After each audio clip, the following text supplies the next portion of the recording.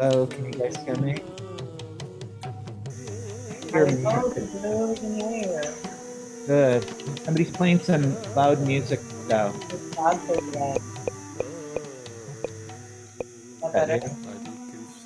Okay. And we have a few people from TikTok. Yashika is coming in from South Africa, right? Oh. Yes. Yes, I am. And those who are on TikTok here, we're doing a Bhagavad Gita study group. We're starting now. If you message me on TikTok, I'll send you the Zoom link, okay? But you kind of have to be on the Zoom link to get like the slides and stuff. So, anyways. How are you, Yashika? Nice to hear that you like to pass out the videos to your family. Show your family, huh? Yes, I'm good, thanks. I was telling my mom, we are devotees here from South Africa, and it's good to see this on TikTok and on social media. And it's inspiring as well. Nice to meet you. Well, Dharma Shakti, Ed, Max, Matthew, some of the other people on this group, we've been doing a Bhagavad Gita study for a few years. And then we kind of stopped. We kind of got lost track for a few months.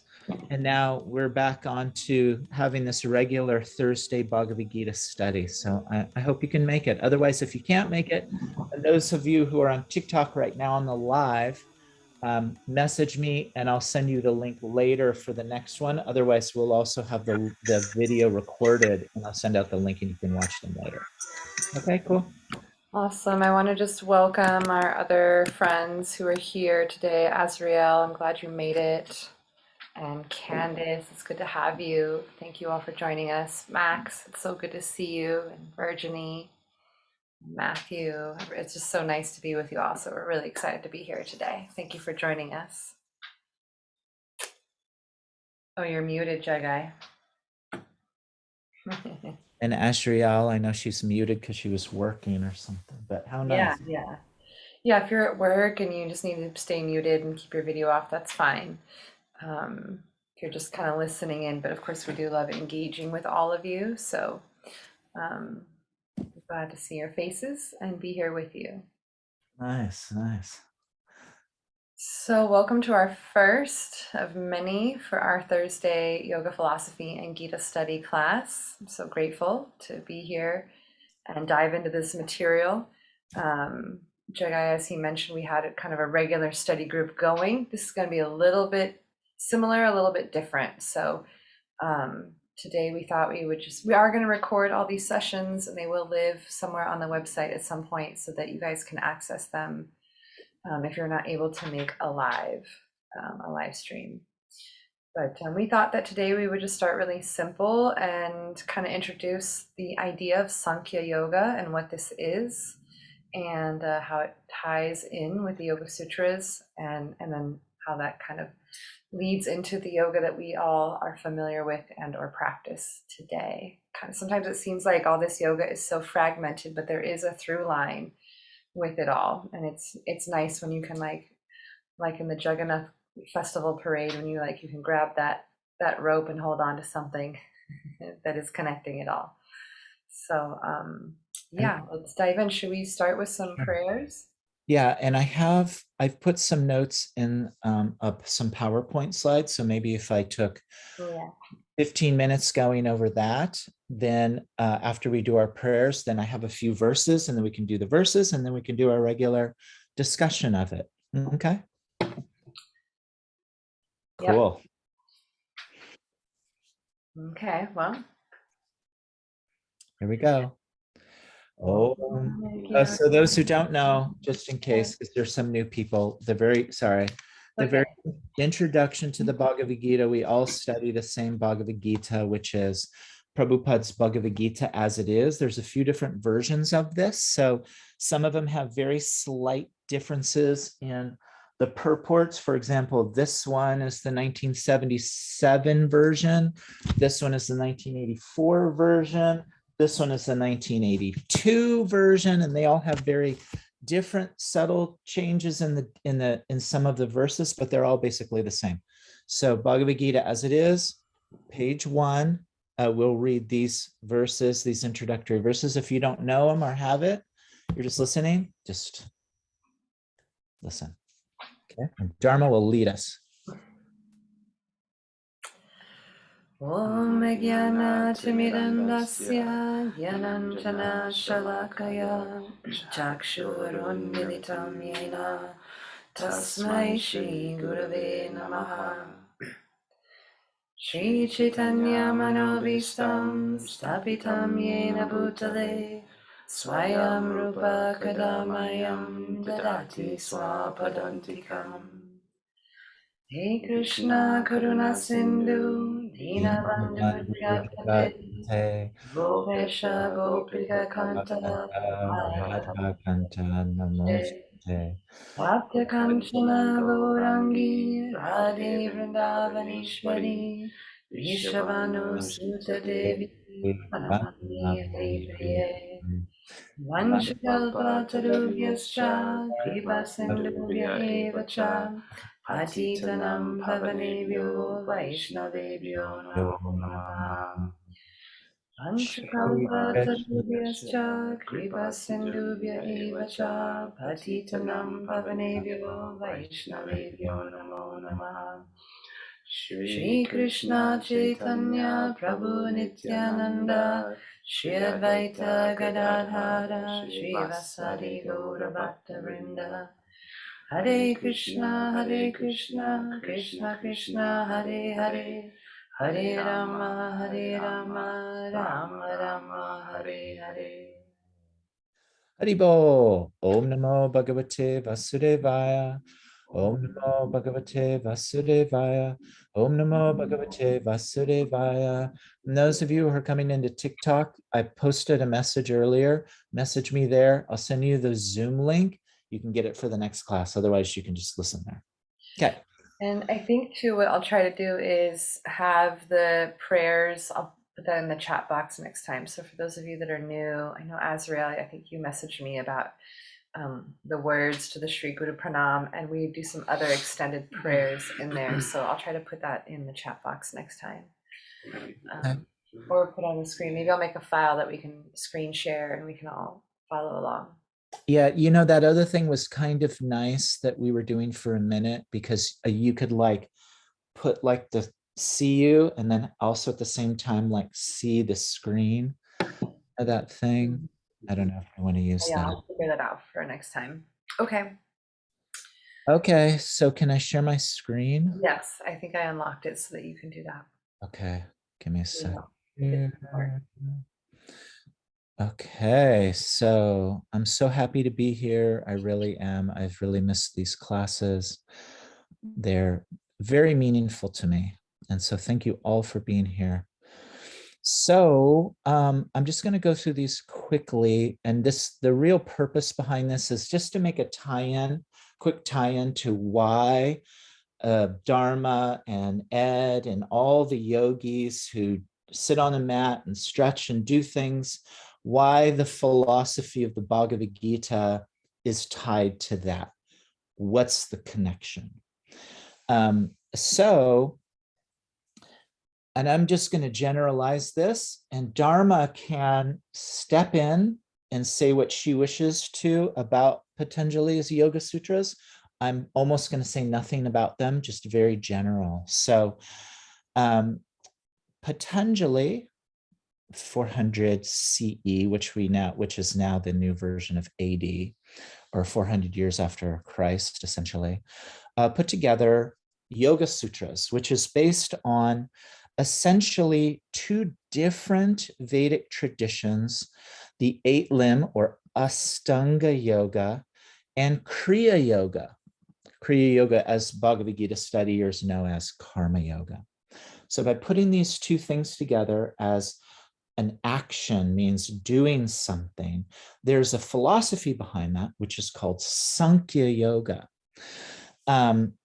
Anything you want to add to that, Dharma? You want to throw something in? Yeah, yes. So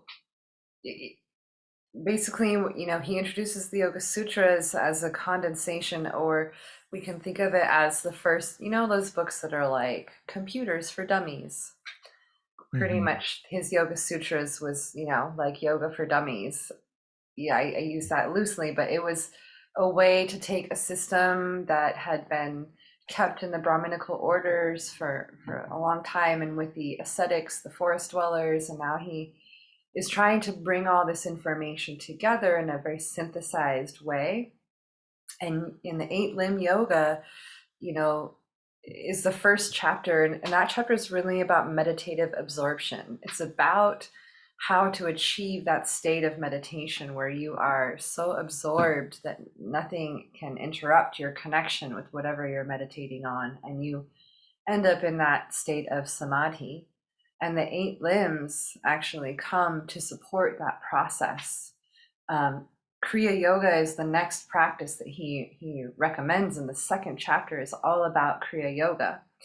And I really do feel like that stuff is very advanced yogic practices.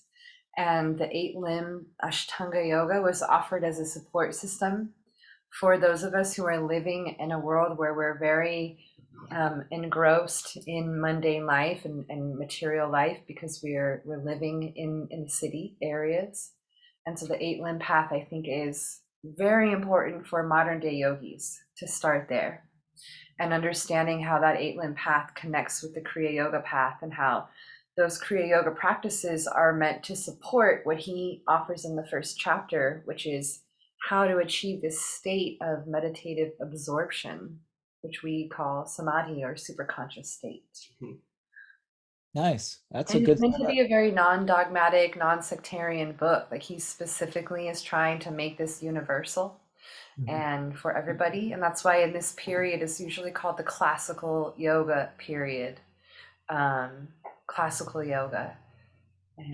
But it definitely is pulling from those rich traditions of the Vedic period and the pre-classical period, where we have all the amazing texts, the Mahabharata, the Bhagavad Gita, the Upanishads, and then predating that from, just the Vedic period, from the Rig Veda and the other Vedas that are out there. So it's Patanjali's really trying to bring this through line in all of this esoteric stuff, but make it very, what I would call, practical and tactical. Like, how do we make it doable, and how can we physically engage with the lives that we're living in this modern time? Nice. Anybody have any questions about so far just the Yoga Sutras? We're going kind of a generalization of them. You can put your questions in the chat box too if you don't want to come on or you can't get on the mic. Just feel free to type in the chat box anytime. And we love when you all engage us because it just makes it so much nicer. So don't hesitate to ask. There's no dumb questions. We love all the questions. So the Yoga Sutras, as Dharma was saying, are a practice. They're a sadhana. You do stuff, and we know because we practice yoga. But there's a philosophy behind the Yoga Sutras, which is traditionally called Samkhya. Some people, scholars, have gone so deep into the Samkhya version of Patanjali's Yoga Sutras and the other Samkhya, which comes from the Vedic tradition, that they will even say that Patanjali is just directly taking Samkhya as the basis of the Yoga Sutras. And there are really two different versions of Samkhya. One of them is atheistic, as we know, like Buddhism has a very strong analytical base to it. But the conclusion of it is as an atheistic version. Like the version from Adi Shankar, same thing. Very analytical, very philosophical, very practical, but it ends up with like an atheistic end. Can I touch on that? Sure. I think our association with the word atheist means we're a non-believer.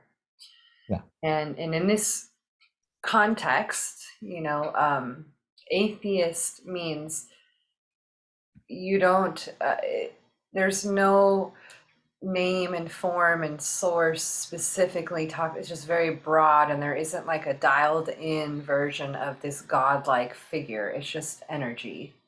Mm-hmm. And sometimes atheism from the Vedic tradition is, as Dharma is saying, it's not the same as the scientific version of atheism where there's just nothing, it's just matter. Yeah. In the Vedic tradition, that doesn't actually count as a philosophy. Krishna touches on that in the Bhagavad Gita. He doesn't consider that a philosophy. So what they consider as being atheism is anything that is not a distinctive separation between the soul and the superconsciousness. And that if there's a merger of the two, if you become God, if you are God, if you are the superconsciousness, that means there is a superconsciousness, but there isn't a theism, there isn't a separate individuality. So what Dharma is saying is true. And so like in Buddhism, there's not a concept that there's no God. They don't sit there and say there's no God at all. There's just no concept of one. So it's considered atheism means they don't project a God. In Buddhism, they call it the void sometimes. Yeah. It's a way of acknowledging that there is something out there, but they don't put name or form or personality or any kind of description to that thing that is the void, that is just eternal. And so in this way, it doesn't take on an anthropomorphized sort of approach, which would be theistic. Yes, exactly. And so like an Adi Shankar's version of Sankhya, in the end conclusion is like in a very summarized way, is an awakening or understanding that we're all the same super consciousness. So there isn't a distinction. Right. But now Patanjali, and I'm going to go here and then I'll go backwards.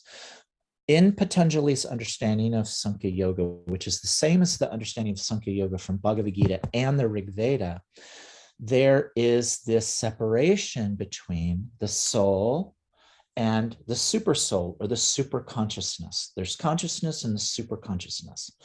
Patanjali used the word Ishwar throughout the Yoga Sutras, which just by using that word makes that distinction. And that is also a part of the Karma Yoga or Kriya Yoga path, which is surrendering oneself to God or Ishvara as a path of liberation. So because he discussed that in conjunction with Samkhya Yoga, then Patanjali's path of Samkhya through the 8-limb Ashtanga yoga system or through the Kriya Yoga eventually comes to this understanding that there's a separation between the soul and God, and that makes his version theistic.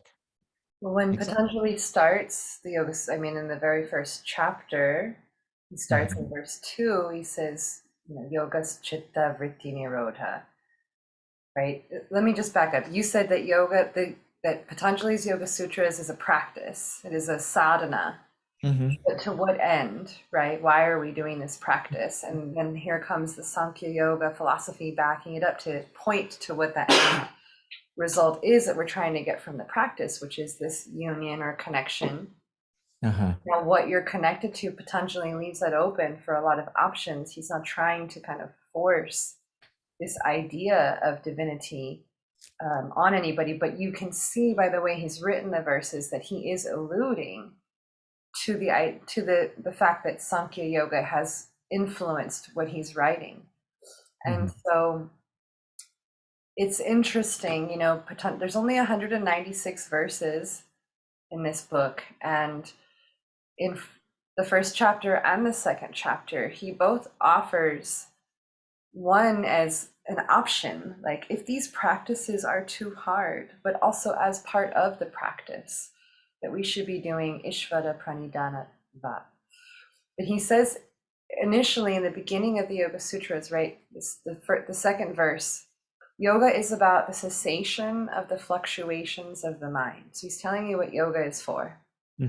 To help you slow down the mind. And then he says why we do that. What happens when we do that? Tada drastu swarupe vastanam. When we do this, he says that the seer begins to abide in its true form. Tada drastu, right? The seer, right?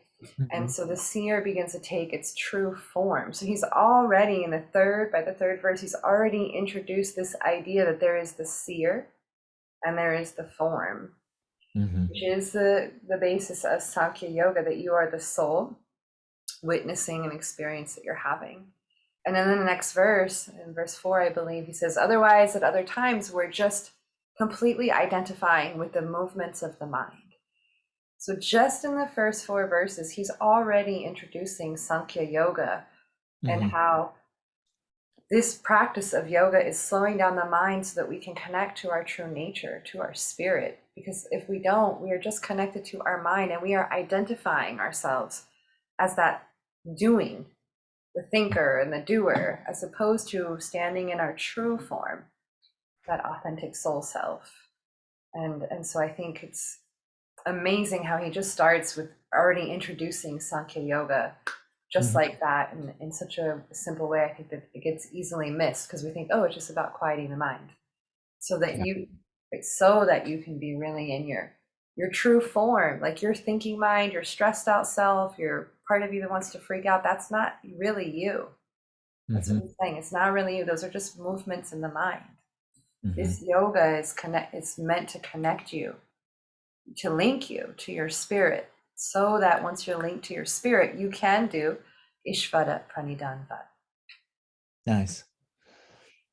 So I'm going to now move out of Yoga Sutras and explain what Samkhya is and how then we're going to move into some verses. Is there any more questions about Patanjali, the Yoga Sutras?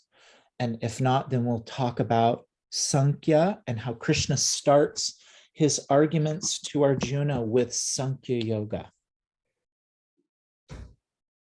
Any questions about Patanjali or the Yoga Sutras before we move out of that? Okay, so Samkhya is, in a very basic understanding, is essentially the understanding or the practice or the philosophy that is based on reason, argumentation. And there's 3 basic pramanas or proofs to the argumentation in Samkhya. And so like when we say a philosopher in the Western world, the Vedic tradition would call that person a Samkhya yogi, means they are practicing philosophy that's based on three different proofs. One of them, or the first one, is perception or pratyaksha. And those of us who have memorized some verses should remember 9:2, where we have the word pratyaksha, and that means perception. You perceive it, right? You perceive the thing. Like, I don't have to argue that the sun is hot. There's no need. There's no need to make proofs of that. It's the axiomatic truth of the heat of the sun is itself, through our perception, true. Our consciousness, we don't have to prove that we're conscious. We are. So through our perception, we can say that there's a proof of consciousness, right? So pratyaksha is the first one. The second one is inference, which means, like, a very simple, if A and B are the same and B and C are the same, A and C are the same. So you can infer something from something else. And Krishna starts off the Bhagavad Gita with that. And then the third thing is Verbal Sabda. testimony. Sabda. I don't know if can you see my highlight here? Sabda. And that is referring to a reliable source. So if you're going to argue some point, it's really difficult to argue everything from the very beginning and every single point with either rational thinking first, this, that, and the other thing. It's a lot easier to establish it, write it down, and say, okay, first we're going to use that as our proof. And in this case, we're going to use the Vedic literature as our basis, the Vedic teaching. We have to start from somewhere. Like when we have geometry, right? There's no such thing as geometry without starting off with the idea that you have a proof, something that you base everything else off of. So in Samkhya, there's these three things: perception, pratyaksha, inference, and the last one is sabda, or using a scripture, a book, or something as reference. Okay, those are the three things. Any thoughts or comments on that?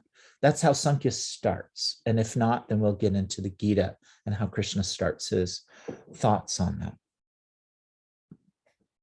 Can I just add Yeah. a little bit for Samkhya Yoga? It is Sankhya sometimes can be translated to mean to analyze. So Yeah. it's an analytical cosmological breakdown. So what that means is they're trying to analyze through those three ways that Jagai was describing how to break down cosmology. Like, what is this place? How did we get here? What is it made up of? You know, understanding sort of the terrain that we're in and on by analytical approach through those three modes that Jagai was talking about. So it's a beautiful system that basically helps us understand the world that we live in and the nature of the soul, the world that we live in, how the world impacts us, how we impact the world, because we understand everything. So if you're familiar with Ayurveda, and we have the 5 elements, the Pancha Mahabhutas, those come from Samkhya Yoga. It's part of the breakdown of the cosmology of everything that is here, that we are existing in. So it is in some ways very much a scientific approach to looking at where we are, who we are, and what is the terrain that we're on, how does it impact us, and how do we impact it, so that we know how to interact. I feel like Sankhya Yoga is so nice because it gives us a map. And you know how like the map will have like the little icon for the gas station, and it'll have another icon for like a rest stop. And so like, you know, these icons mean certain things. So it helps you navigate and have a much smoother journey while you're here. Mm-hmm. Is that helpful? Mm-hmm. It's the analytics of the world, as opposed to and then back to, especially with Ashriel on the line, if she's still here. I think she dropped off. Is she here? No, Azrael's here. Oh, hi. So we were talking about on our first meeting that this is not a religion. And that's an important thing to just bake in, that it's not a religion. Krishna starts. So if we're pretty familiar with Bhagavad Gita. I don't think there's anybody here who's so brand new that they don't understand, like Yashika as a devotee or family are. So we know that chapter 1 is the chapter is entitled Arjuna's Lamentation.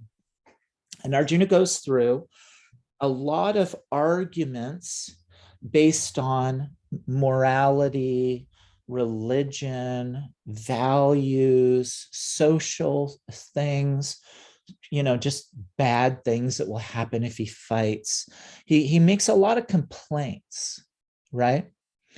And so Krishna hears all the complaints, and after kind of getting and Krishna was very much doing like the buddy kind of thing. Like, I don't know, if I was like if I was with a friend and I'd be like, come on, dude, you can do it. Don't be a wuss. You can do whatever you're trying to do. Come on, you're cool, you're tough.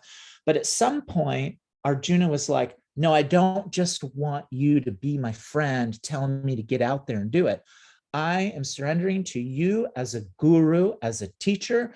I wish you to instruct me, right? Clear?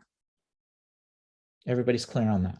I want to say it's an interesting point where you're talking about Arjuna's kind of complaining, right?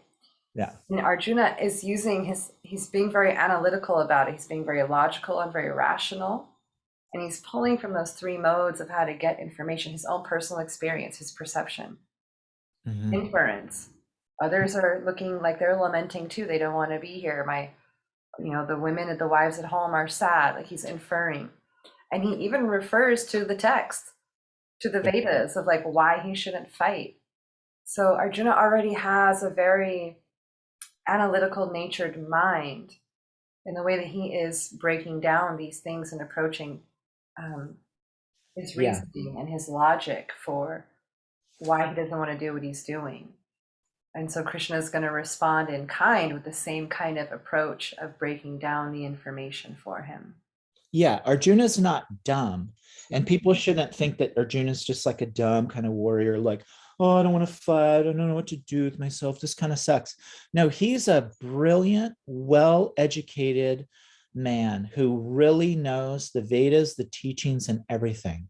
And he's using the philosophy to come up to a certain argument, right? Hold on, I got to plug this in. My things. I think it's good to know, because these Samkhya Yoga comes from several other schools of thoughts that all have their different approach to the philosophies and to understanding consciousness and spirit and what that is. And I think it's important to know, like, if you have an analytical mind, if that is sort of your propensity that you lean to, right, then you can understand why your mind will rationalize, why it will pull from spiritual texts to like, yeah, this is why I'm justified in doing what I'm doing. And so I think it's just important to note, if you can relate to Arjuna with the way that your mind functions and wants to break things down, and just like receive that teaching from Krishna, who can also empathize with that and wants to like satiate that for Arjuna. Yeah. And so then Krishna starts his very first argument. And as you can see here, what's interesting is that he's called Sri Bhagavan. This is the very first instruction. It's the very first, and the Gita is called Bhagavad, but you could put an N there, Bhagavan. Gita, which means song. So the song of Bhagavan, or Bhagavad, which would be Krishna. And we've already said before what Bhagavan means. Van means like a forest, and Bhaga means qualities. So if I say, you're cool, you're beautiful, you're strong, you're wealthy, you're intelligent, you're awesome, you're humble. These are qualities. And so Bhagavan is a forest of qualities, like a practically limitless qualities. And Shri, in this case, which is very interesting that they put Shri Bhagavan. Shri is expressions of Bhagavan, and those expressions are the different energies of God. And in this case, Krishna is referring to Arjuna as being in illusion. He says to him, while speaking learned words, so let's just translate this in our own understanding as we go. So Krishna says, well, speaking learned words means you've taken Samkhya and you've come up with your own idea of it. So your conclusion is you're mourning for what is not worthy of grief. So your version of these things, the fruit is you're crying over something you shouldn't cry over, which means he's an illusion. He's confused, obviously. Shri is the energy of Bhagavan. So this energy is also what gives us knowledge and helps us clear, but it can also be that thing which confuses you. And so who has the influence of Shri but Bhagavan? So in this case, Shri Bhagavan, Krishna, is the one that's going to eliminate the illusion, because he's the one in control of it. Does that make sense? So as Ashriel and I were talking about earlier, throughout the Gita, there's all these names, and each name means something different and has very deep meaning. Some of them on their own are full discussions. So this first instruction, the very first thing is Shri Bhagavan.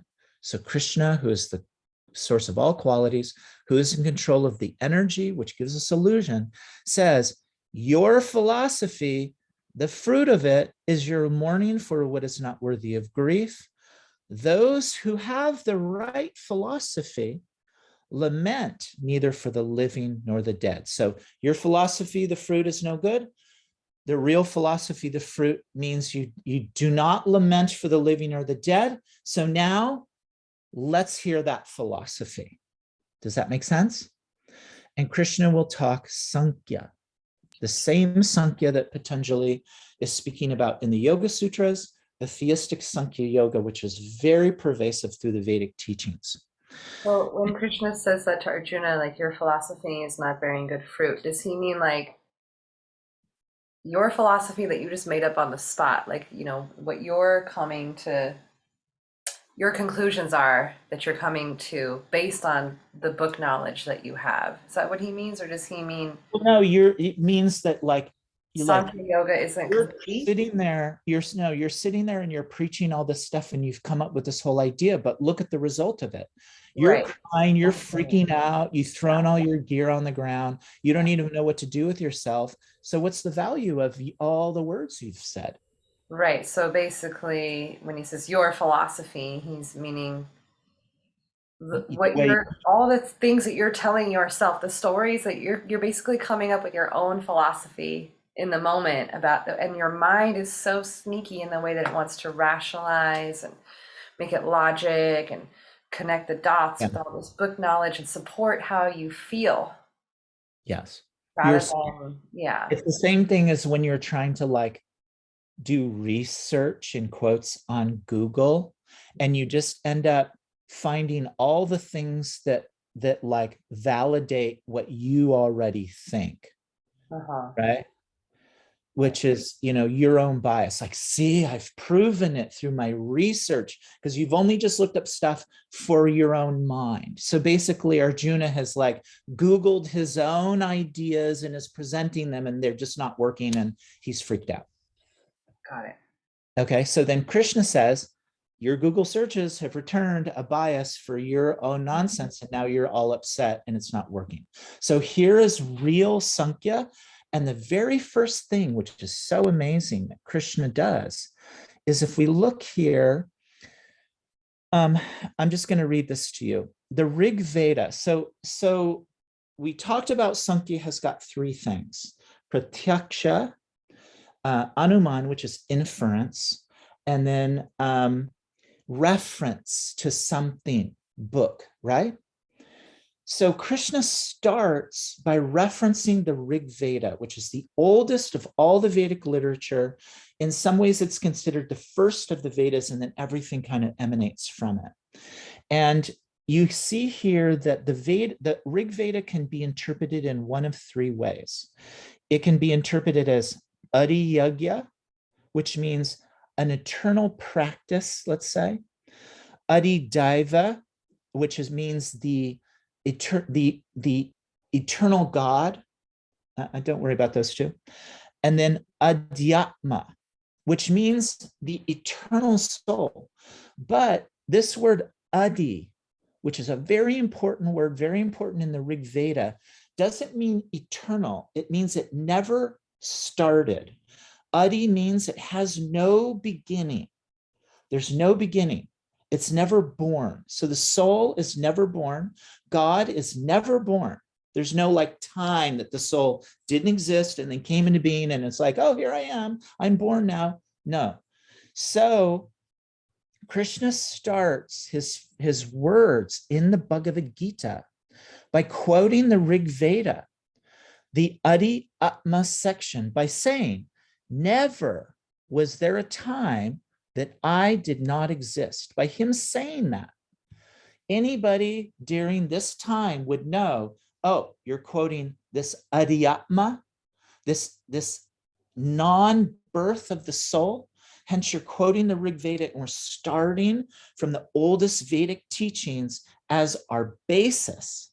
And that's why the beginning of the Bhagavad Gita is considered Samkhya, because Krishna starts by quoting the Rig Veda. Never was there a time that I did not exist, nor you, nor all these kings, nor in the future shall any of us cease to be. That's essentially the Rig Veda Adhyatma section, which is that the soul was never born. So he starts with that.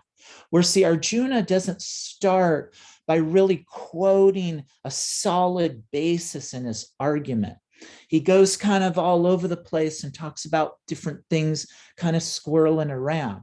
But Krishna starts, Rig Veda, never was there a time that none of us, that we were like born. Does that make sense? So first part of his Samkhya, he says, he quotes Rig Veda. Any questions or thoughts on that?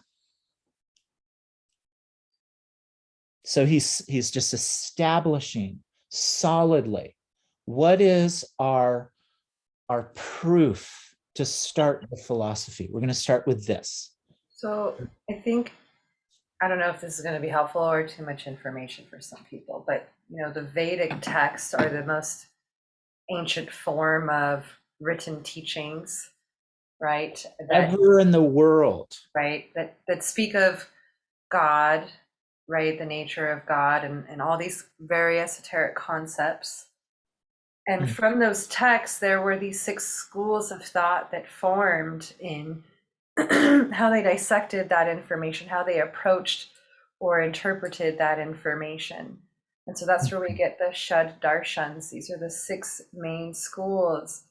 And so Samkhya Yoga is one of those schools. Yoga is another one of those schools. And I think it's good to understand that all these schools of thought are pulling from the same text. It's just they're different perspectives in the way that they're approaching what's in those books. It's in those teachings.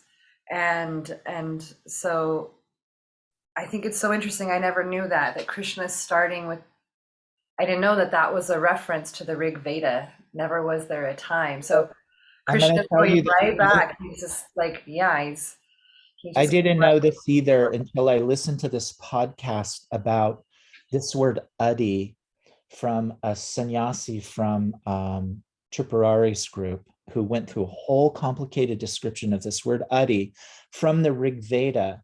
And then when I read this verse, I remembered what this person said. I'm like, oh my God, there it is. There's the tie. I always thought, why did Krishna start with this? Mm-hmm. But that's because this is Rig Veda those word adi as clear as can be without him saying it. He comes out and defines it in a very clear way. He doesn't just say, okay, in the Rig Veda, the concept of adhyatma, we're going to start there. No, he just brings it down to a clear definition. You, I, and all these kings are adi. We were never born. And this is the basis. This is like the crux of Samkhya Yoga. So it's interesting that Krishna is right away. So he's he's just not saying this like philosophy without any dressing on it. It's just like, here is the meat of it, and let's, now we're going to expand and put more stuff on top of that. But it shows this really nice clean through line of Samkhya Yoga. And I think it's just important to understand that Samkhya Yoga is a school of thought about the Vedic texts, like what they felt was most important to pull out from those texts, like the through line in those texts that would really help you navigate understanding the predicament that you're in.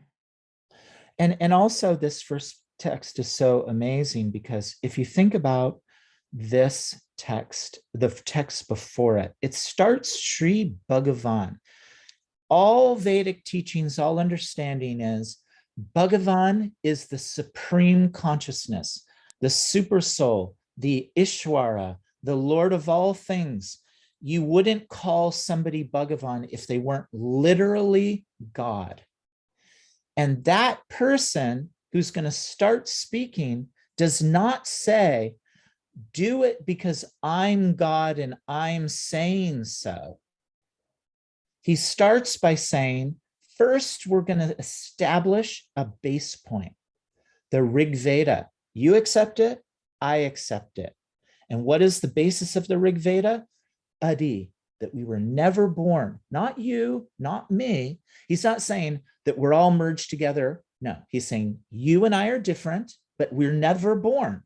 So let's start there. And now we can move forward and philosophize correctly through this. Krishna says in 15:15 here, which I think we can get to very quickly.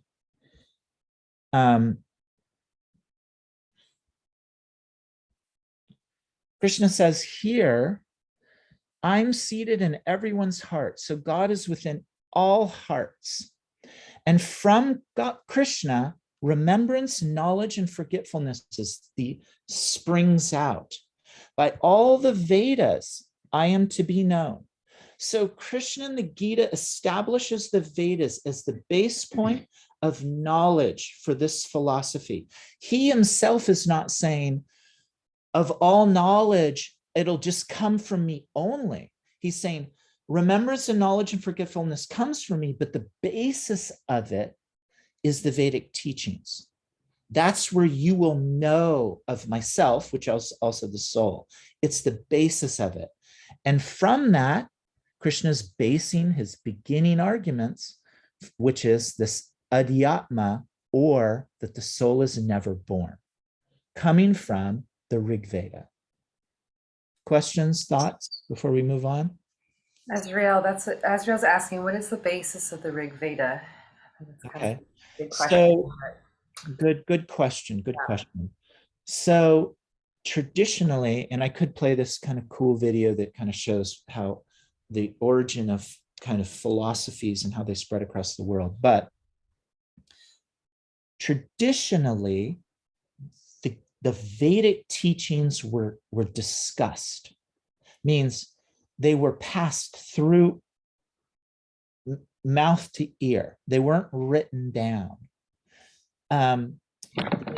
In chapter 7, Krishna says, originally, the Vedas, the Vedic teachings, the Bhagavad Gita, was spoken tens of thousands, millions of years ago, spoken, not written. Means the brain was so good that you could hear it once and it was there, done, finished. And then over time, it became lost. So the tradition is that the further back in time you go, the better your brain and consciousness was. The closer you get to the current age, the more degraded our minds have become. And this age is just pure degradation. There's just nothing. At some point in time, this like oral tradition was written down. The compiler of that is Vyasadeva, Srila Vyasadeva. He could hear in the conversation that people were missing a few syllables here and there. So he started by writing down the one Veda into 4. And Vyasa, actually the word means to split.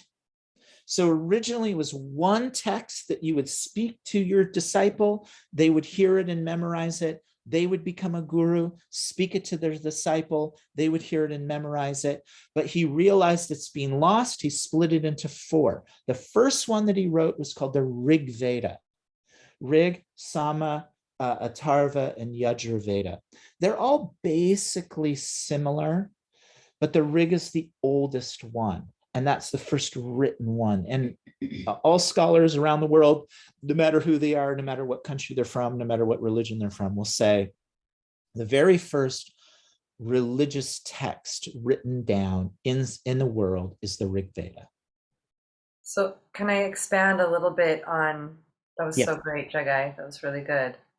Like the philosophical basis of the Rig Veda, and please feel free to correct me because I don't proclaim to know exactly the essence of the Rig Veda. But for Azrael, the basis of it, from my understanding, like these 6 schools of thought, the Shadarshans, they are studying these texts, trying to glean from those texts some key things. So the basis, we could say, the basis of the Rig Veda would be understanding sort of the individual soul and what that is, and the external world, the material world that's out there, and our relationship with it, and the nature of this material world in juxtaposition to the eternal world, as well as helping us understand the goal and the meaning of life and how to attain that goal. Yes. Now, here's a catch, though. So then the question is, so why don't we just read the Rig Veda? Because why? we live in the Kali Yuga and our minds are so degraded. Because the Rig Veda, yes, because the Rig Veda is so terse. Yeah, it's very hard. It's a bit unintelligible. Mm-hmm. I've tried to read the Rig Veda. I've gone through it, and it doesn't really make a lot of sense. Like, now, like siblings who grow up together and they have their own special language. That's really sort of. And kind of like that, and if you're not in the inner circle, it's hard to glean from it what they mean. You have to know the language to really understand what's in there. But that summary I just gave is kind of giving you the basis of like what those Vedic texts are about. They're trying to communicate the nature of the soul, the world that we live in, how we relate to it, how we shouldn't relate to it, right? The reality beyond this reality, and why are we here? What is the goal of our life, and how to achieve that goal. Yes, and that trickles. So imagine if you went to a convention of all mathematician PhDs or physicist PhDs. You may have taken physics in high school, but you wouldn't have any idea what they were talking about. But they're still talking about math and physics. So why does it not make sense? Because it's too foreign for the common person. This is written in a language by yogis who have already understood so many things. So they may put one word, which has a decades of understanding, to another word, and you think, what? So the Vedas were split out a little bit more. The Brahma Sutras or the Vedanta Sutra as like a commentary. But still, if you read the Brahma Sutras and the Vedanta Sutras, it's still complicated. And Vyasadeva himself at this point was confused and was like, I can tell nobody's going to really be able to understand this. And his guru told him, because you haven't basically written it for the common person.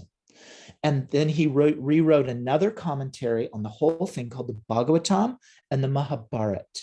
Before that, there was the Upanishads, the Brahma Samhita, and then you get all the text of the Upanishads, which was trying to culminate these Vedic texts in a way that was palatable, but still it was not successful. And so then Vyas comes in and writes. Yeah. Just like if as an American, I said, I don't know, I said freedom. And somebody who has no idea what that means goes, what does that mean? Now you could sit and explain, democratic freedom and voting rights and that could go on forever just over one word. So it's a similar kind of idea. So the Bhagavatam is 12 cantos of just this all the basis of the Vedic teachings that most people used to study, 18,000 verses.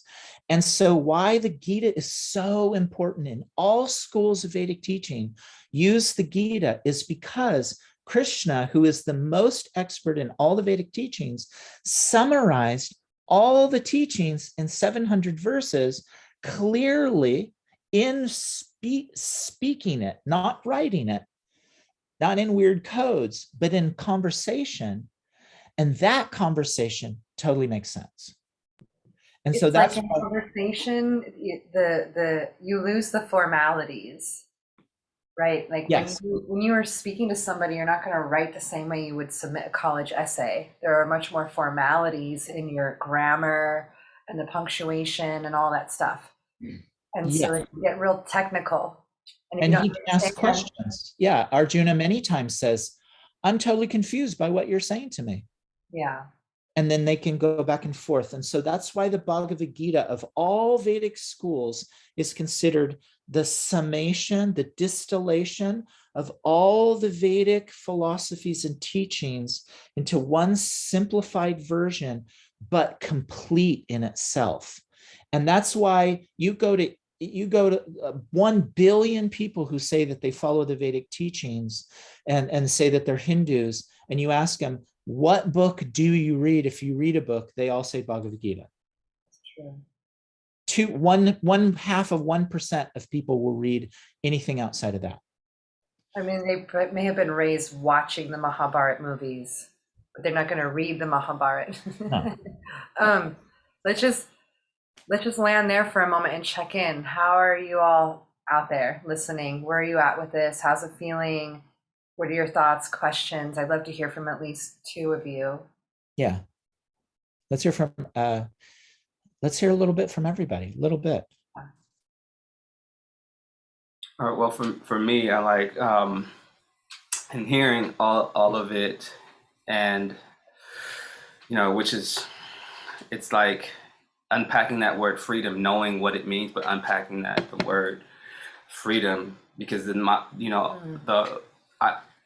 all I keep hearing is the science of self-realization, right? If I were to say, well, what 3 words to describe all of this again? Now rack it back up, 4 words, right? Rack it back up. Science of self-realization, or how to the basis again, basically how to to understand the purpose of life, right? And then how to live life physically in a way so that you don't have to get stuck in this loop of life, and you can go from and you just go through this experience of life. Because for whatever, that's the question I would have then is if we're never born and never die, we're eternal souls and energy, what is the purpose of going through this life? Why do we have to go and come and take on these human physical body forms just to turn around and realize somewhere down the line that, if I live this way, if I practice this way, if I do this, then I will be able to get out of that loop and get back into the infiniteness of which I truly am already, right? And what's the purpose of what is really the purpose of life? And I think the books, the texts, as they have evolved over time, from very highly sophisticated and intelligent to they've evolved over time because humans have evolved over time. And so those special people had to come in and adjust the language and teachings and things so that we could be where we are now and be able to understand and eventually still make that transition and continue our process and then get out of the loop and back into the vastness. I like this analogy or this word that's coming up is freedom. Like, how would you explain freedom? And so you could explain freedom as like, well, you just do whatever you want. Or you can get into the technicalities of all the methodologies in which we hold our freedoms and how we hold our freedoms and where they come from and how we keep them in order. And it starts to get technical and complicated, overwhelming. And I think that these Vedic texts were like that. Yeah, so the Rig Veda is like the word freedom, and the Vedic texts are the different definitions. Yeah, exactly. Yeah. It's like they lived life in a certain way, right? They lived life in a certain way. They understood that it wasn't just about the freedom of acting out our nature, because they realized that was doing something and causing something to happen, which was a loop. And somebody said, hey, okay, you know what? There's a way out of this loop. But you gotta work through some things in order to break that cycle. And then once you break that cycle, you transcend reality and life. And so that's what I'm like hearing, and why I'm like just kind of taking it all in, and like I'm hearing it all again is always good, right? You just have to take it all in again, and then now make it a part of my own personal understanding, or not. It's already a part of my understanding, but it just becomes more. It becomes more concretized, more crystallized, more, reconfirmation and integrated. Nice. So we have 30 minutes. Let's hear from everybody. Let's everybody throw in, and then I want to just get to this second verse because it shows the next stage of Samkhya Yoga. Then we can talk and be done. So no delaying on your share. That means share now so that we can get to the rest of our text. Who's next? Yashika, you want to say something? What's your thoughts so far? Probably late there. It's pretty late there, but. Yashika. She's still around? Okay, let's see if she comes on. Azriel, what about you? What's your thoughts? I'm not sure if I'll freeze because Wi-Fi is a little bit spotty, but I really like the perspective of identifying with Arjuna as I'm reading it. It's my first time reading the Bhagavad Gita, and I feel like I'll probably reread from the beginning with more of that perspective of like being Arjuna myself, because I really like a lot of his arguments sounded quite logical and sane for me. So I think putting myself in the place of him as I continue reading past his argument, and once I start reading what Krishna's argument is, I feel like that's really going to help me connect the dots of how Krishna would be talking to me, for example. That's really going to help. Nice. So like that's what, make it your part of your person. Yeah, for better understanding, I think. Matthew, what do you think? What's your thoughts so far? Throughout a lot of stuff. Just happy to be here. Happy to spend time in Sangha with everyone, and to be here after not being here for several months. So thank you so much for starting us again. And hey, Paul. It's just so sweet. So I'm happy to continue to learn and try to embody this this knowledge into wisdom, and hopefully use, even if I can use just like a tiny little ounce of it in my life, it's going to be beneficial. Nice. Virginie, you there? What do you think? What's your thoughts? Nice. Good to be back. Yeah, I'm very happy to go back to our practice and to start reading the Gita again, maybe from the beginning or whatever order we'll go through. And with new people, it will bring also some new thoughts and new perspectives. And so every time I read a verse, I get a different understanding. So it's never ending learning. It's the idea of learning. It doesn't start, it doesn't finish. So yeah, I'm happy to be back. So yeah. Nice. Any thoughts about what we talked about today? It's extremely interesting to see how the Rig Veda was so thick and opaque and difficult to understand for us now. But I think probably it, as humanity has evolved and our understanding, our ability to, or the way we express ourselves has changed as well. The texts have changed to adapt to us, maybe. I don't know, but it's interesting to see that as a cycle also in the knowledge and the way to pass on the knowledge and to make the scriptures stay alive throughout the centuries. That's how I feel about it. But yeah. Nice. Max, any thoughts?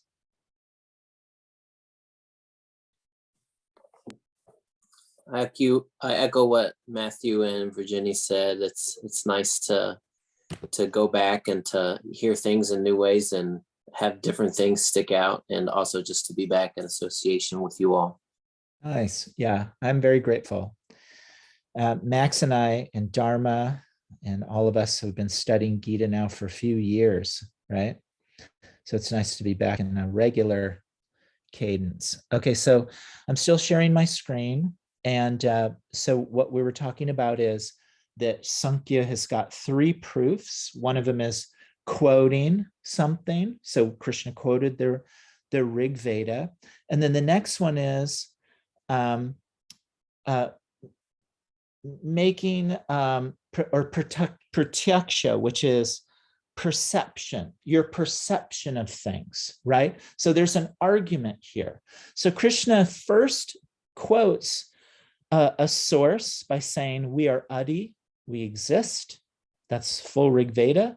And now he says, just like you can see as the embodied soul continuously passes, so the Adi, the self, which is in the body changes, but the self doesn't change. We can perceive that.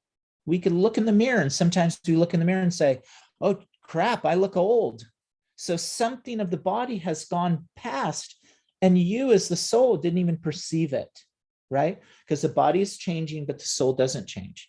So Krishna is making an argument that you can perceive that as the soul moves through the body changes, but the soul doesn't. At death, the soul continues to another body.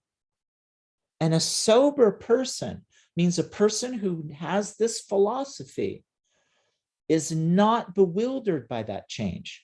Now he's saying that because Arjuna's philosophy, he was bewildered by the change.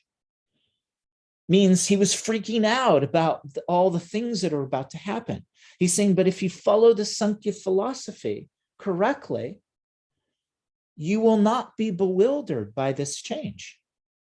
So he quotes, then he gives some argument that you can perceive and tells them, by studying this, you will not be bewildered. So I'm going to stay there. We can keep going, but I want to be able to just not just, So I like that, that bewilderment, just kind of but Arjuna just forgets, because sometimes it can sound a little insensitive, right? I'm about to go to war. I'm going to kill my peoples in war, right? It could sound a little insensitive, like, oh, don't worry about that. Just kill him anyway. You're not the body kind of thing, but like, it's really about when we remember that like you said, when you hold that realization that we're not this body, we're souls, that we're gonna, go and come, that it allows us to allow Arjuna to stay focused on what his dharma is and what he's supposed to be doing, as opposed to getting thrown off or getting lost in the physical emotion of it or the rational mind thinking of it. And I think it's important to remember the context too. Like, Arjuna has asked Krishna to like break it down for him. Like Jagai was saying, like, I'm not asking you as a friend right now. Like, I'm bewildered. I need some counsel, right? I need some guidance. And I think it's important, even though Krishna's like, well, because you are my very dear friend, I'm going to share this with you.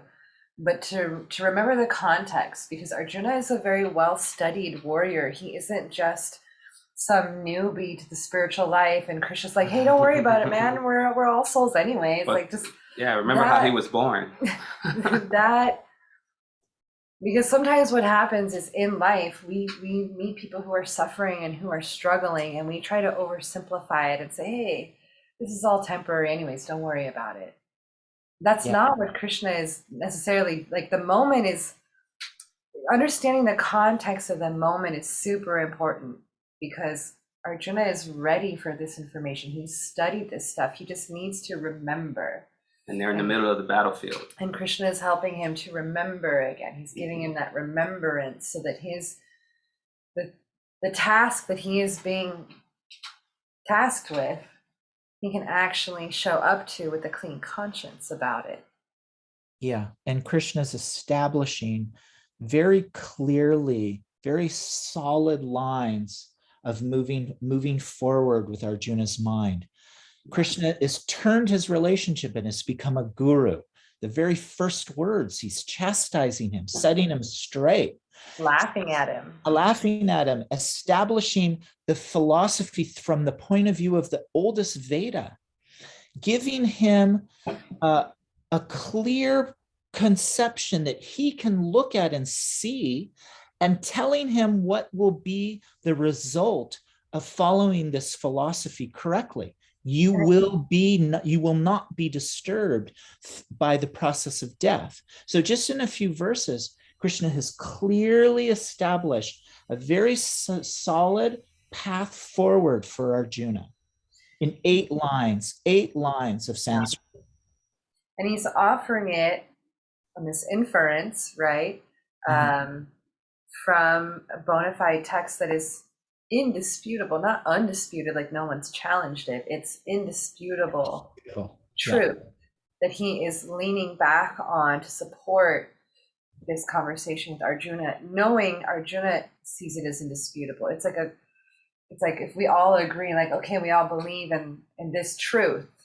We all hold this value. So when someone is out of alignment with that value, we can come back and say, hey, remember that value that we all agreed upon? Oh, yeah, that's why you're suffering, because you're living out of alignment with that value. And Krishna is not saying, I'm God, so listen to me. That would be a religion. That would be a faith. You would have to have faith in it. Maybe you do, maybe you don't. He's establishing a philosophy that is if the Bhagavad Gita was spoken yesterday, it wouldn't make any difference. The philosophy is just as valuable if it was spoken yesterday, 1,000 years ago, 5,000 years ago. Krishna's very clearly creating a very understandable argument for the confused soul to come back to the correct path. It has nothing to do with his godness, has nothing to do with something you have to believe in, and it has nothing to do with the time frame either. 10 million years ago, 2 years ago, yesterday, the arguments are all the same. It's super brilliant. And we're only 8 lines in it, huh? That's what makes it atheistic, right? It's not about pray to this God and your sins will be removed from you, or do this ritual so that you can get that husband or wife that you're. It's not about a God that we have to surrender to. He's laying out a simple philosophy. It's just a philosophy for living your life in a way where you suffer as little or as minimal as needed. Yes, to start, and then he will bring us to this Right. concept that the soul and God are separate, and that the soul comes from, or not comes from, but is like, anyways, we'll get there. But we've got a lot of verses to go through. Well, I think it's interesting, you know, like Krishna isn't laying into Arjuna with like, you just got to be a God believer, you know, like Oh, do no, it. You believe. yes, He's not. He's approaching his analytical mind and like helping to acquiesce some of his questioning and his thoughts in a way that's very logical and very rational, that doesn't put it on a God that makes it out of Arjuna's control. It's like, hey, you can control this situation by understanding these, like holding these philosophies. It helps you to understand the reality you're experiencing. Then from there, Krishna starts to introduce more, if you would like more, to go deeper, to have a more meaningful connection. So it's a very beautiful approach Krishna takes with Arjuna here. Yeah, he says to him in a few more verses. So even if you believe that there's a supreme God, then you should fight. And here's the reasons. If you don't, and you're just into trying to enjoy this world, you should still fight. And here's the reasons. And if you think that there's no soul, there's no afterlife, you turn into dirt at death, here's the reasons why you should still fight. So it's Krishna's clearly creating this clear path. And then at some point, Arjuna starts to ask about the soul and dig into it. And then it starts going into the different yogas. Right now, we're just in Samkhya. But then we start getting into karma yoga. Like, what do you do with the knowledge now that you got to live in the world and you've got a wife and kids and work and got to go to the gym? How does that work? Because Arjuna says, well, that's all great, but what do I do now? Then we get into karma. And then we get into all the different yoga practices, which culminate in bhakti, but it's all very logical. There's no just religious kind of like belief thing that gets thrown in your plate. It's all very logical, rational.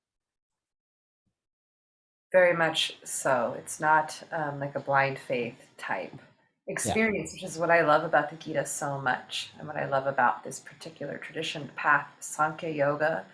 It's just about reason and analyzing and through your perception, looking at what is right in front of us, pratyaksha, right? What is right in front of us. And I think it's just important to remember, those of us, because I know a lot of us are out in the communities, to approach others the same way Krishna has approached Arjuna, by meeting him right where he's at, and not like just laying in on him with, hey, this thing over here is like, you just got to surrender, just have faith, just believe in this thing. It's he honors his predicament, and slowly but surely is like providing one step that Arjuna feels like, oh, I can take that step. And then he's like, where do I go next? And he's like, oh, now here's another step, until he leads him to this place. And it isn't just a big leap of faith from one place to the next. Krishna doesn't expect that of us, I don't think. We can take that route, and he loves it when we do that, when we just have faith. But he also wants to meet our very human situation and predicament. He wants to meet that so that we can get to that place of faith on solid ground. Azrael's got her hand up. Go ahead, Azrael.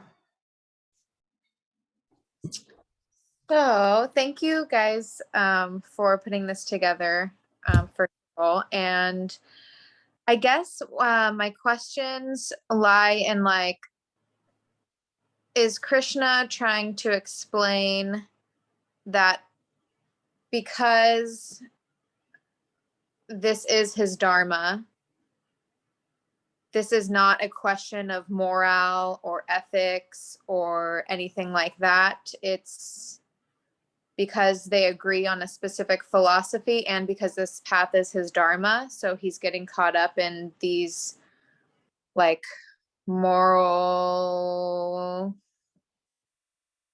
I don't know. Yeah, it's like a moral conundrum.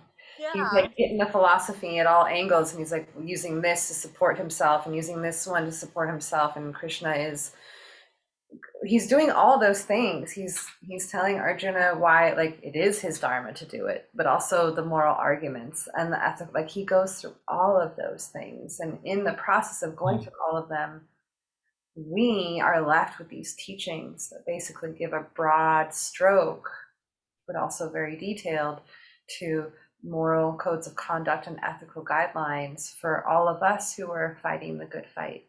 We're all in our own battle at Kurukshetra, all of us. And there's Krishna gives this understand. So I understand what you're saying, and I want to try to take a little bit of a different understanding, like a mind game. Let's say you walked into the hospital and you had some dear friend that was dying. Up to a certain point, you would be like, you're going to do it. You'll beat this. No problem. Keep going. You're going to make it. You're going to beat it. But at some point, they're not going to beat it. At some point, they're guaranteed they're going to die. That's it. We know it. Doctors know it. But when you go to your friend, they're like, I'm going to beat this. I'm going to do it. Couple more things. You now, here's your moral dilemma. Do you tell the truth and say, no, you're not? And now it's time for you to prepare for death. Or you just keep saying, yeah, let's, when you're done, we're going to go to Disneyland. And when you're better, we're going to go skiing. Or at some point, you have to say, I'm sorry, but you're not going to make it. And now that's the new reality. So Arjuna is in the same situation. He has all this stuff going on, but at some point, he has to pick up the arrow and shoot at his family and kill them. He can't get out of it now, though he's still trying. So Krishna is in that situation where he's telling them, no, now you have to fight and kill your family, and that's it. And that change is what Arjuna is trying to avoid. And that's where Krishna comes in and speaks solid truth to him. So in our lives, we can squirrel all around things, but at some point, there's certain things that we just simply have to accept and move forward with. And that's that transition between Arjuna just doing whatever and now having to be like, okay, that is grandfather. that was such a great explanation. And it reminded me of this. I was listening to a podcast the other day talking about the difference between accepting something and making peace with something. It's not just that that Arjuna has to accept it. Krishna is helping him make peace with it. Mm-hmm. It's not just accepting, like it just is what it is. It's learning to make peace with those changes that are happening that we are getting all squirrely about, to use Jagai's words. Mm-hmm. Like, how do we make peace with what is ahead of us when we may not morally feel like what is ahead of us is something that we want to do or should be doing? Yes. Like, how do we make peace with those things that are out of our control? Right? More than just accept it, like, oh, it is what it is, but I still have my feelings about it. Krishna is trying to help Arjuna make peace with what is ahead of him. Does that make sense? Yeah, there's that line. And so then at some point, all of us, you, me, we have to accept our true self, our reality. And there's nothing we can do about it. Lifetime after lifetime, at some point, we have to recognize that we're not this body. And what are we? And identify with that thing and be done with this material body and the material senses and all the illusions that come with it. So maybe we're not going to have such an experience where we have to like get up one day and say, today I have to know that I'm the soul. But because of the illusion of life, we never come to that point. That makes sense? We die thinking, I'm going to get better, I'm going to get better, and then we die because we never come to a point where we accept that we're the soul. And so what Krishna says in the Gita is that the true understanding of life is to recognize you're the soul and to live like that. And by living like that, then you're actually coming to the truth of life that you're living in. And then you're that person who's accepting their death and living correctly, as opposed to that person who's like, as they're breathing their last breath, I can't wait to go to Disneyland. Does that make sense? Yeah, Matthew. I have a question for Azrael, and I just want to say that I was so happy to hear about like the backstory of Bhagavad Gita and the Mahabharata and the Kauravas and the Pandavas and kind of what was happening, for me to like understand and empathize and feel compassion for Arjuna and to really see the context of everything. So, Azrael, are you aware of any of those things that were happening that kind of set the Gita up for it to unfold? Yes, Jagai explained a lot of it to me and actually gifted me a copy of the Bhagavad Gita as well. Nice.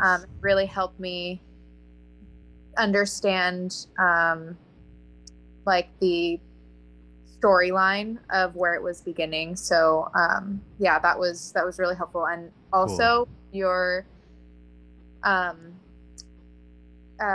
your explanation or giving me that concept of moral. I mean, that just, I really felt that was good. Thank you. Okay, cool.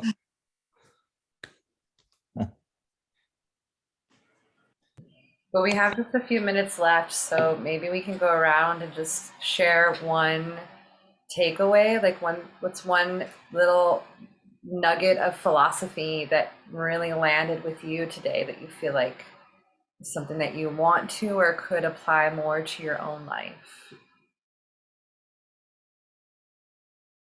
Did you guys have any more verses?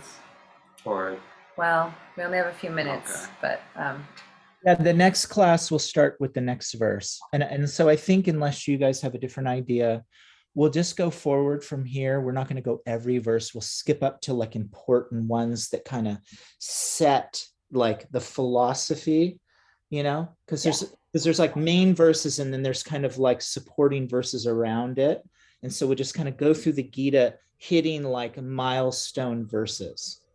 Does that make sense? Instead of doing like every verse, because it gets, I mean, my God, there's 800 verses, 700 verses. We'll be here for a long time. nice. All right. Well, who's got a takeaway, philosophical point that you're like, that you just, your mind kind of grabbed? It was like, ooh, I got to hold on to that one.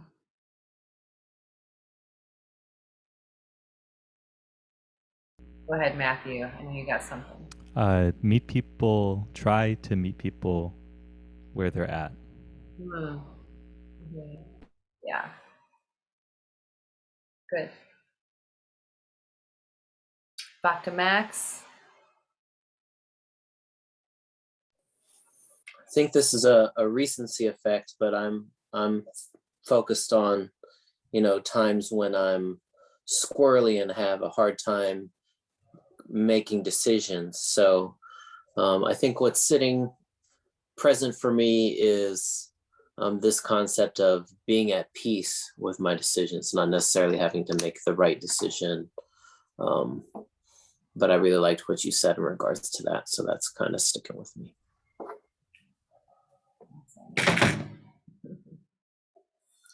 Virginie, are you still there with us? Yeah. I love the verse 13 in that chapter 2. Oh my God, sorry. And about not being bewildered by change and being at peace with change instead of trying to accept it and maybe to fight with it, embodying that change in because the soul passes through our body. And so I love that, and it really accompanies me daily. So yeah, thank you for the at peace versus accepting. I love it.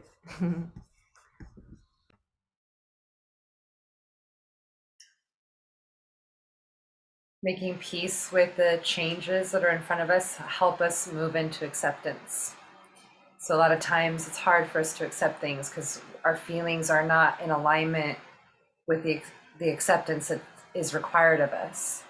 So being able to make peace with the fact that there are changes that are out of our control help us move into acceptance so that we can move forward. So I'm really glad that you're all that I'm glad that that got communicated today, and that you're all, kind of finding some, I don't know, finding some peace with making peace. Azriel, you got anything? I mean, all of it is a huge takeaway, I think.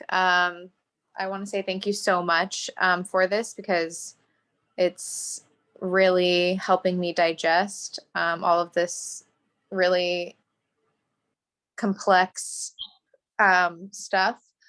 But yeah, and I guess what stood out to me the most is at some point we have to accept our true self and release our illusions. That really stuck with me. Nice, nice. So, today was kind of thick because we were kind of setting the scene, kind of making the connection between Patanjali, Yoga Sutras, Rig Veda, Bhagavad Gita, lots going on. But then moving forward after this point, so if anybody comes in, they're like, what is all this? They can listen to this first one, but now moving forward, we'll go kind of a verse or two, and then get into it. We should memorize some verses again, like we did before. That was fun. And then do the milestones across the Gita. Yeah. Okay, cool. Wonderful. Well, this has been great. I look forward to our weekly Sangha, and please, if you know anybody who's really interested in kind of sinking their teeth into this philosophy and they'd like to join, you can share the Zoom link with them. But we will be meeting on this platform every Thursday at 1:30. Jagai and I have talked about maybe once a month, possibly, potentially, for those of us that are local, to meet in person at the studio, and we'll still Zoom for like max. It's still kind of, but we talked about maybe having once a month gathering in person to have this class. But let's just keep going, keep showing up, and we'll see how it evolves and how it grows and expands. But Jagai and I are both super happy. We were talking the other day about just being engaged in service and how much we benefit from being engaged in service with you all. So thank you for your hunger and your thirst and your desire to learn, and all that good stuff. So Max is in LA this month. We have a big old gathering. Oh, you're here right now. What? You're here right now. Oh, you are? What? Well, why don't we should all meet up? I know. What's going on? Let's do a little. How long are you here for? I'm here all month. All month. Oh, well, we should definitely do something. Let's have a WhatsApp combo, and we'll get together for a little dinner or something. Yeah. Let's do it. Maybe this weekend we meet up for lunch or something, or sometime, whenever anybody's available. Let's go meet. Okay, wonderful. Well, thank you all for being present and having great contributions and wonderful questions. And did you add Azrael to the WhatsApp group? I haven't, but we can add. I don't have your number, Azrael, so if you want to send it to me on Instagram, and then I can add you into the WhatsApp group so that we can sometimes post things there as a group. And you can post questions there, and we're all on it. And then we can answer. And once the group is active, we post things we've read, and it's kind of like a little active group. Yeah. Okay. Okay. All right. Can we close? Vanchakalpatarubhyascha kripa sindhubhya evacha patitanam pavanebhyo vaishnavebhyo namo namaha. Sadhu Sangha ki jai, Bhagavad Gita ki jai. Jai. Bye, everybody. Haribol, see you next Thursday, if not sooner, at the yoga studio. Yeah. Bye. All right.